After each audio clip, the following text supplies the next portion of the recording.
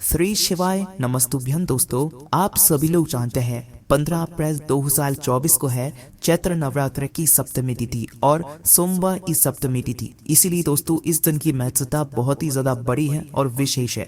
इसलिए दोस्तों आप लोगों को इस दिन 108 चावल के दाने वाला उपाय जरूर करना चाहिए, क्योंकि ये एक ऐसा उपाय है जिस उपाय को अगर किसी विशेष दिन पर किया जाए तो भाई उस विशेष दिन का जो फल है वो तो हमें मिलता ही मिलता है, पर हमने उस विशेष दिन पर इस 108 चावल के दाने वाले उपाय को किया है तो हमें उससे भी बड़ा फल मिलता है और फल बहुत जल्दी मिलता है, क्योंकि आप इस उपाय को बहुत ही बड़े और विशेष दिन पर कर रहे हो। क्योंकि चैत्र नवरात्रि की सप्तमी और सोमवार के दिन पड़ने वाली सप्तमी का महत्व बहुत ही ज्यादा बड़ा होता है। इसीलिए दोस्तों आज की इस वीडियो में हम आप लोगों को 108 चावल के दाने वाला उपाय समझाएंगे, जिस उपाय को करने से अगर आपकी किसी भी प्रकार की मनोकामना है, किसी भी प्रकार की दुख और परेशानी है या किसी भी प्रकार की आपके जीवन में जो है रोग और परेशानी चल रही है, तभी आप लोगों को इस 108 चावल के दाने वाले उपाय को इस सोमवार सप्तमी तिथि या चैत्र नवरात्रि की सप्तमी तिथि को जरूर करना चाहिए, क्योंकि ये उपाय आपकी पूरी जिंदगी भी बदल सकता है अगर आप इस उपाय को पूरे मन और पूरे विश्वास से करते हैं तो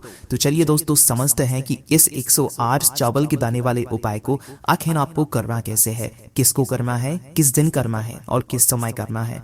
तो सबसे पहली बात यहाँ पर यही निकल कर आती है कि इस 108 चावल के दाने वाले उपाय को किस व्यक्ति को करना है। क्या घर के सभी सदस्य को करना है या घर में से किसी एक सदस्य को करना है? तो देखिए, इस वाले उपाय को जरूरी नहीं है कि घर के सभी सदस्य करें। अगर घर में से कोई एक सदस्य अपने पूरे घर परिवार के लिए ये उपाय करना चाहता है तो वो घर की बड़ी माताओं बहनों में से कोई भी एक माता बहन इस वाले उपाय को कर सकती है, पर ऐसा जरूरी नहीं है। अगर घर में सभी सदस्यों की कुछ कुछ मनोकामना है, कुछ कुछ दुख और परेशानी है जो कि वो अपने लिए मांगना चाहते हैं भगवान शिव जी से, तो भाई आप इस 108 चावल के दाने वाले उपाय को सिर्फ अपने लिए भी कर सकते हो। कि मतलब आप घर में से अगर सभी सदस्य भी इस उपाय को अलग अलग करेंगे तो आपको सबको अलग अलग इस उपाय का फल मिलेगा, पर अगर घर में से कोई एक मुख्य सदस्य इस उपाय को करेगा तो उसके पूरे घर परिवार को इस उपाय को करने का फल मिलेगा।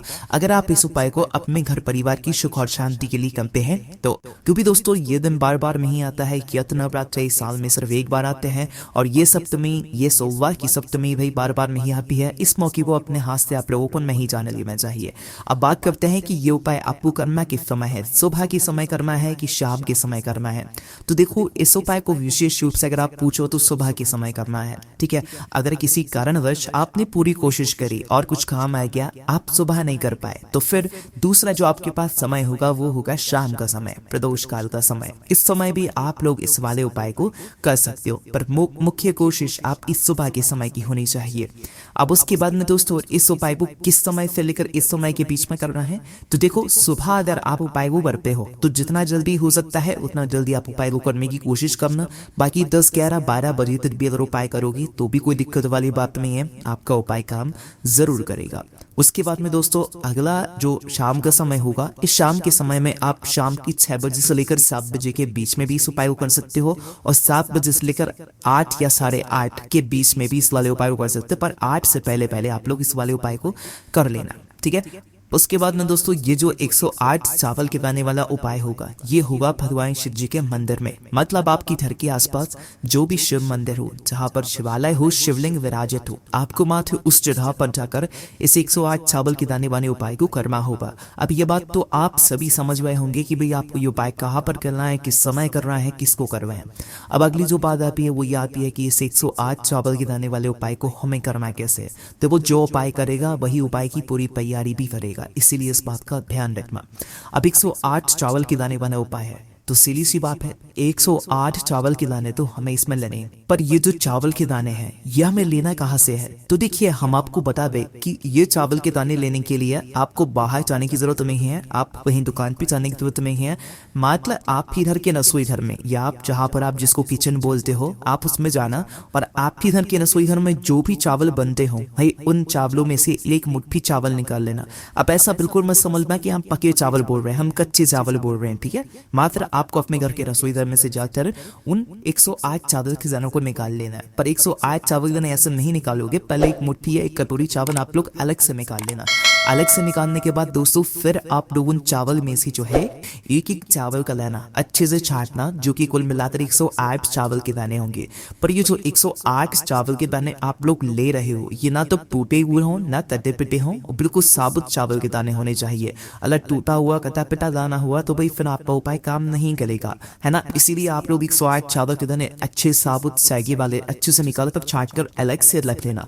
और अलग से निकाल कर रखने के बाद आप लोग जो है इनको किसी भी एक कागज की पुड़िया में या तो किसी भी एक कटोरी में अच्छे से संभाल कर रख लेना, ताकि एक भी चावल का दाना इधर उधर ना हो और आपका उपाय अच्छे से पूर्ण हो जाए। ठीक है, अब यहाँ पर ये चावल के दाने तो हमारे तैयार हो गए हैं। उसके बाद में बात आती है क्या हम इन चावल के दानों को लेकर सीधा उपाय करने पहुंच जाए इस चैत्र नवरात्र की सप्तमी तिथि या सोमवार की सप्तमी तिथि को? नहीं, ऐसा बिल्कुल भी नहीं कर रहा है। देखो, अगर सौभाग्य समय आप इस उपाय को कर रहे हो मुख्य रूप से, तो आपको कम से कम 1 लोटा जल भरना है। सिर्फ अगर आप उपाय को करने के लिए जा रहे हो तो 1 लोटा जल जरूर लेकर जाना है। बाकी जो लोग प्रतिदिन शिव जी के मंदिर जाते हैं, पूजन अर्चना करते हैं, सारी पूजन सामग्री लेकर जाते हैं, वो अपनी वैसी ही पूजन करें, उनको कुछ अलग से काम करने की जरूरत नहीं है। पर जो लोग कुछ लेकर नहीं जाते हैं, वो सिर्फ उपाय को करने के लिए जा रहे हैं, वो कम से कम 1 लोटा जल जरूर लेकर जाए।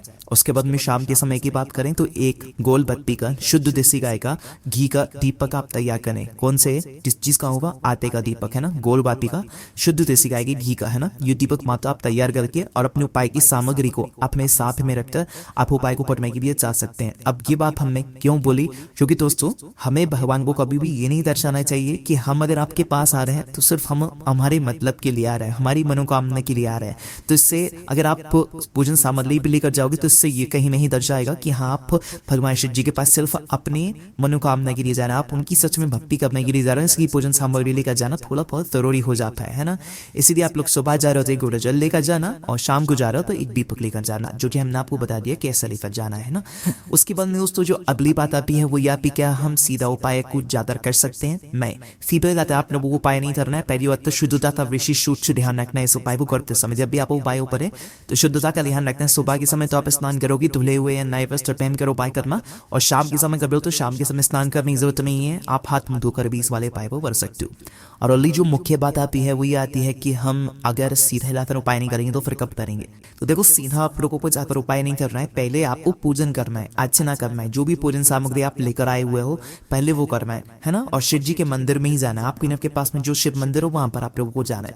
शिव जी के मंदिर के अंदर प्रवेश करना, पहले दर्शन करना, दर्शन करने के बाद शिव जी के पास में पहुंचना और फिर शिव जी की पूजन अर्चना करना। पहले 1 रुपया जल ही चढ़ने का, अगर आप लोग 1 रुपया जल वगैरह कुछ लेकर आए हुए हो तो पहले वो कुछ ज्यादा चढ़ा देना। फिर उसके बाद में जो भी आपकी पूजन अर्चना है जो कि आप लोग करना चाहते हो वो पूजन अर्चना आराम से बैठकर मन और भाव से आप लोग कर दीजिएगा। और पूजा पाठ करने के बाद आपका जो अगला काम रहेगा वो उपाय को करने का ही रहेगा। ये तो सुबह के समय की बात हुई। पर शाम के समय जब आप लोग जाओगे तो पहले से अगर आप दीपक जलाओगे, देखो दीपक जो जलाओगे ना आप लोग वो अपनी माचिस जलाओगे, अपने घर से अपनी माचिस लेकर जाना, भूल कर मत जाना।